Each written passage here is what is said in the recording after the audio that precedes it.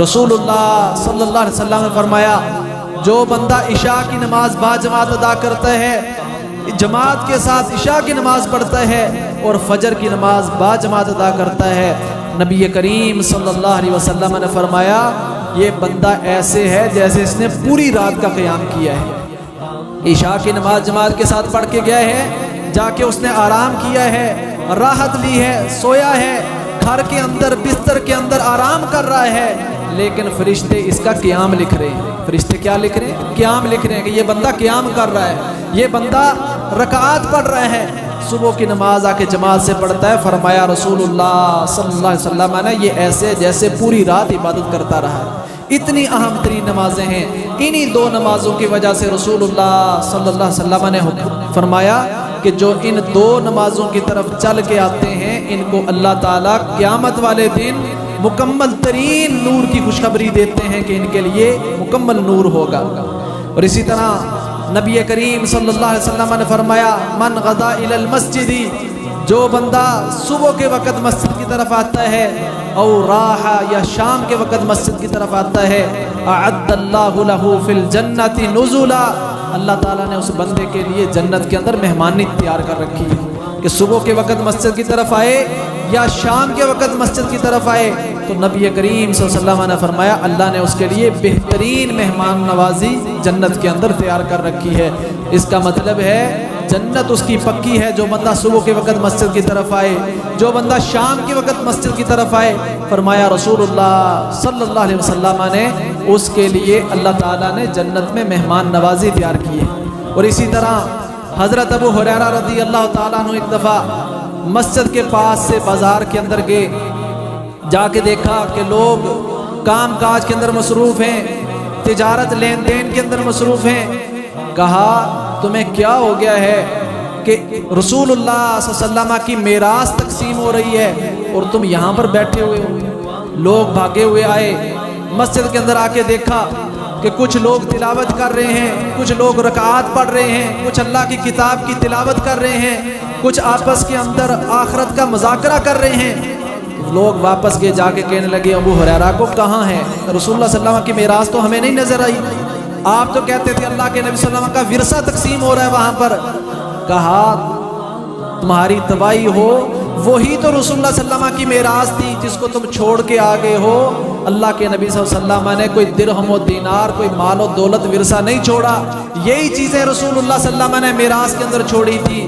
اسی لیے فرمایا العلماء ورثۃ الانبیاء، علماء انبیاء کے وارث ہیں، اور انبیاء نے درہم و دینار، روپیہ پیسہ ورثے کے اندر نہیں چھوڑا۔ جس چیز کو تم مسجد کے اندر چھوڑ کے آ گئے ہو وہ اللہ کے قرآن کی تلاوت، وہ رکعات، وہ آپس کے اندر گفتگو آخرت کا، اللہ کا تذکرہ۔ فرمایا یہ رسول اللہ صلی اللہ علیہ وسلم کی میراث تھی اور یہ مسجد کے اندر تقسیم ہو رہی تھی جس کو چھوڑ کے تم بازار کے اندر آ گئے ہو۔ اللہ اکبر۔ تو فرمایا کہ جو صبح کے وقت مسجد کی طرف آتا ہے یا شام کے وقت آتا ہے تو اس کے لیے اللہ تعالیٰ جنت کے اندر مہمان نوازی اس کی کریں گے۔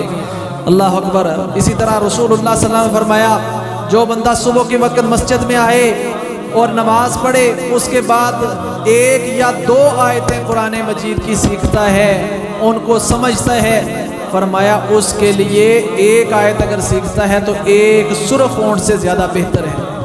اب ایک آیت قرآن کی قل هو اللہ احد، اتنی آیت بھی اگر وہ صبح کے وقت آ کے نماز پڑھ کے اس آیت کو سیکھ لیتا ہے، سمجھ لیتا ہے، اس کے لیے کتنی بڑی خوشخبری ہے، ایک سرخ اونٹ سے زیادہ بہتر ہے۔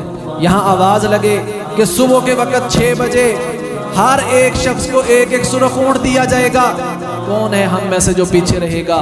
تو ایک آیت سیکھنا اس سے بھی زیادہ افضل ہے۔ فرمایا جو 2 آیتیں سیکھتا ہے صبح کے وقت اس کے لیے 2 اونٹوں سے زیادہ بہتر ہے، جو 3 سیکھتا ہے اس کے لیے 3 اونٹوں سے بہتر ہے۔ اور حدیث کے اندر آتا ہے کذالک، اسی طرح سے چلتا جاتا ہے، جتنی وہ آیتیں سیکھتا جائے گا اتنے اونٹ اس کے لیے اجر و ثواب کے اندر لکھتے جائیں گے اور وہ اس سے زیادہ بہتر ہے۔ یہ نبی کریم صلی اللہ علیہ وسلم کس چیز کی خوشخبری دے رہے ہیں؟ جو بندہ صبح کے وقت اللہ کی کتاب کو آ کے سیکھتا ہے۔ تو الحمدللہ یہاں پر ہم نماز فجر کے اندر روزانہ قرآن کا درس ہوتا ہے، 1-2 آیتیں ہر روز یہاں پر سکھائی جاتی ہیں، تلاوت کی جاتی ہیں، ان کا ترجمہ، ان کی تشریح بیان ہوتی ہے۔ اور اللہ کی توفیق کے ساتھ یہ اللہ کا فضل ہے ہمارا پہلا سپارہ وہ مکمل ہونے والا، تقریباً 1 صفحہ باقی رہ گیا ہے۔ تو یہ بہت بڑی خوش نصیبی ہے کہ صبح کے وقت فجر کی نماز جس کو مل جائے اور اللہ کی کتاب کی چند آیات ہم سیکھ لیں، سمجھ لیں، سن لیں۔ اور پچھلے جمعہ کے اندر بھی یہ بیان کیا تھا کہ جو اس طرح سے بیٹھتے ہیں، سیکھتے ہیں، سنتے ہیں، اللہ کے فرشتے ان کے لیے دعا کرتے ہیں، اللہم اغفر لہم، یا اللہ ان کو بخش دے، اللہم ارحمہم، یا اللہ ان کے اوپر رحم فرما، اللہم تب الیہم، یا اللہ ان کی طرف تو رجوع کر، ان کی توبہ قبول کر۔ یہ فرشتے دعا کرتے ہیں۔ اور مسجد کے اندر بیٹھنے والے شخص کے بارے میں رسول اللہ صلی اللہ علیہ وسلم نے فرمایا جب وہ مسجد کے اندر آتا ہے وضو کر کے بیٹھا ہوا ہے نماز کے انتظار میں، فرمایا جب تک وہ نماز کا انتظار کرتا ہے وہ فی الصلاۃ، وہ نماز میں ہی ہوتا ہے، گویا کہ وہ نماز پڑھ رہا ہے، ایسے ہے۔ اور فرمایا جب وہ نماز پڑھ کے فارغ ہوتا ہے، جتنی دیر وہ مسجد کے اندر بیٹھا رہتا ہے اتنی دیر فرشتے اس کے لیے دعائیں کرتے رہتے ہیں جب تک بے وضو نہیں ہوتا، اس وقت تک فرشتے اس کی بخشش کی، مغفرت کی دعائیں مانگتے رہتے ہیں جب تک وہ مسجد میں رہتا ہے۔ اور اسی طرح سے نبی کریم صلی اللہ علیہ وسلم نے فرمایا من تطہر فی بیت، جو اپنے گھر کے اندر وضو کرتا ہے، طہارت حاصل کرتا ہے، ثم مشا الی بیت من بیوت اللہ، پھر وہ اللہ کے گھروں میں سے کسی گھر کی طرف نکلتا ہے، سفر کرتا ہے، لیقضی فریضۃ من فرائض اللہ، تاکہ وہ اللہ کے ان فرائض میں سے وہ فریضہ ادا کرے، کانت خطوتاہ احداہما، ان کے دونوں قدم جب وہ اٹھتے ہیں آگے چلتے ہیں مسجد کی طرف، تحط خطیئۃ، اس کا ایک قدم کے اوپر اللہ تعالیٰ اس کی ایک غلطی معاف کر دیتا ہے، والاخری ترفع درجۃ، اور اللہ تعالیٰ دوسرا قدم جب اٹھاتا ہے تو اس کا ایک درجہ بلند کرتے ہیں۔ کتنی دور سے وہ وضو کر کے گھر سے نکلا ہے، 200 قدم چلا ہے، 400 قدم چلا ہے، ہر قدم کے اوپر اس کی ایک غلطی اللہ تعالیٰ معاف کر رہے ہیں اور ہر قدم کے اوپر اللہ تعالیٰ اس کے درجات کو بلند کر رہے ہیں۔ کتنی خوش نصیبی ہے مسجد کی طرف چل کے آنے والوں کے لیے، کتنا بڑا اجر ہے۔ فرمایا کہ گھر سے طہارت حاصل کر کے نکلا اور چلا اللہ کے گھر کی طرف آیا، اور اللہ کے گھر کے اندر آ کے اس نے وہ فریضہ ادا کیا جو اس کے اوپر اللہ نے فرض کیا تھا۔ اب یہ کوئی احسان بھی نہیں کیا، وہ اس کے اوپر فرض تھا، وہ اس نے کرنا ہی کرنا تھا، نہ کرے گا تو گناہ گار ہوگا، لیکن اللہ نے ساتھ یہ احسان فرمایا کہ اپنا فریضہ ادا کر رہا ہے، کسی کے اوپر احسان نہیں، لیکن اللہ نے ساتھ یہ رحمت اس پر کی ہے، یہ اس کے اوپر احسان کیا ہے کہ ایک ایک قدم کے اوپر اس کو اللہ تعالیٰ نے نیکیاں عطا کی ہیں، ایک ایک قدم کے اوپر اللہ تعالیٰ اس کے گناہ معاف فرما رہے ہیں۔ اللہ اکبر۔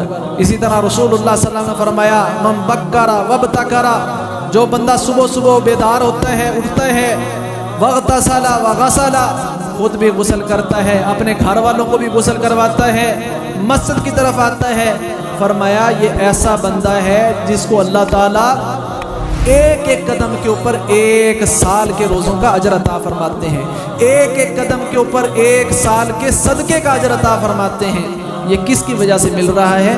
اللہ کے گھر مسجد کی وجہ سے۔ گھر میں نماز پڑھنے سے یہ اجر نہیں ملتا، نہ ایک ایک قدم کے اوپر نیکیاں ملتی ہیں، نہ ایک ایک قدم کے اوپر گناہ معاف ہوتے ہیں، نہ ایک ایک قدم کے اوپر 1 سال کے روزوں کا ثواب ملتا ہے۔ گھر میں بھی نماز پڑھے، اس کی اجازت کس نے دینی ہے؟ رسول اللہ صلی اللہ علیہ وسلم نے۔ کیا شریعت کسی مرد کو، عاقل بالغ کو، صحیح سالم کو یہ اجازت دیتی ہے کہ وہ مسجد کو چھوڑ کر اپنے گھر میں اپنی مرضی سے نماز پڑھے؟ نبی کریم صلی اللہ علیہ وسلم کے پاس صحابی آئے، نابینا ہیں، عذر ہے موجود، کہنے لگے اللہ کے نبی مجھے کوئی لانے والا نہیں، کیا میں گھر کے اندر نماز پڑھ لیا کروں؟ نبی کریم صلی اللہ علیہ وسلم نے اجازت دی، ہاں ٹھیک ہے پڑھ لیا کرو۔ مسجد کے دروازے پہ گئے، واپس بلایا، کہا کیا تم اذان سنتے ہو؟ کہا ہاں اللہ کے نبی صلی اللہ علیہ وسلم سنتا ہوں۔ کہا پھر تجھے اجازت نہیں ہے، پھر گھر کے اندر نماز پڑھنے کی اجازت نہیں۔ کون؟ نابینا صحابی۔ اللہ اکبر۔ نبی کریم صلی اللہ علیہ وسلم نے انشاءاللہ اگلے خطبہ جمعہ کے اندر تفصیلاً با جماعت نماز کے حوالے سے بیان کریں گے کتنا اجر و ثواب ہے۔ یہ صرف مسجد کی طرف آنے کا اجر و ثواب بتایا گیا ہے کہ اس قدر عظیم لوگ ہیں جو مسجد کی طرف آتے ہیں، مسجد کے اندر بیٹھتے ہیں، نماز کے انتظار میں رہتے ہیں، تو ان کے لیے اتنا اجر و ثواب ہے۔ پھر جو بندہ وضو کرتا ہے مسجد کے اندر آ کے، رسول اللہ صلی اللہ علیہ وسلم نے فرمایا جب وہ وضو کرتا ہے پانی کے قطرے اس کے ہاتھ سے گرتے ہیں، جتنے اس کے ہاتھوں کے گناہ ہوتے ہیں اللہ تعالیٰ پانی کے قطرات کے ذریعے سے وہ سارے گناہ اس کے ہاتھوں کے صاف کر دیتا ہے۔ جب وہ چہرہ دھوتا ہے فرمایا جو چہرے سے پانی کے قطرے گرتے ہیں اللہ تعالیٰ اس کے چہرے کے سارے گناہ وہ معاف فرما دیتے ہیں، وہ صاف کر دیتے ہیں۔ اسی طرح جسم کی جو طہارت کرتا جاتا ہے، قدم دھوتا ہے، حتیٰ کہ فرمایا ناخنوں سے جب قطرے گرتے ہیں اللہ تعالیٰ پورے ناخنوں تک اس کے ہاتھ اور پاؤں کے گناہوں کو معاف فرما دیتا ہے۔ اس قدر عظیم اجر ہے صرف مسجد کی طرف چل کے آنے کا، مسجد میں بیٹھنے کا، وضو کرنے کا، طہارت کا اتنا اجر ہے، تو جو بندہ با جماعت آ کے نماز پڑھے اس کے لیے کتنا بڑا اجر ہے۔ اللہ تعالی ہمیں یہ توفیق عطا فرمائے کہ ہم اللہ کے گھروں کو، مساجد کو آباد کریں، ان کے ساتھ اپنے تعلق کو مضبوط کریں۔ اللہ تعالی ہمارے ان اعمال کو